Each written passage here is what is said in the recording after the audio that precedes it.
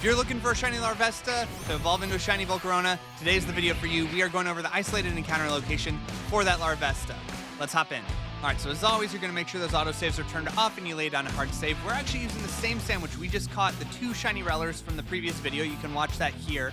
So we're going to be using the same sandwich. Make sure you got that level 3 bug power from your sandwich. You're going to still be in the Sato Desert like on the Reller hunt, but we are actually just going to head to the Watchtower and stay right around the Watchtower. For Larvesta, we're not going to get the Rellers popping up here as much. It's going to be very Larvesta heavy. And once you're at the Watchtower, you're just going to hop on your ride Pokemon or just walk around. Both work, but you're going to do big loops just like we did for the Reller, but you're just here by the Watchtower now, and you're going to see these Larvestas spawning in everywhere. The Shiny, instead of that kind of orangish, reddish spike on the back of its neck, it's going to be yellow, so it's going to look very obviously different. On occasion, you can get a Sandstorm coming up here. If you want to Picnic Reset, that is an option, but I just like to make wide loops. Oh, that's the Shiny!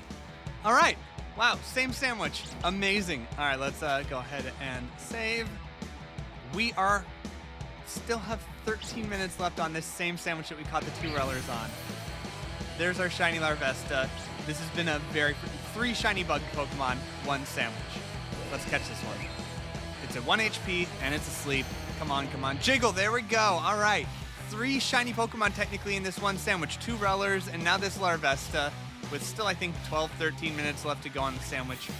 This has been an awesome sandwich, but also just proves how impactful the isolated encounter method is. So Larvesta evolves very normally by level, but it's not until level 59, so you're going to have to give it a fair number of candies to get it up to level 59.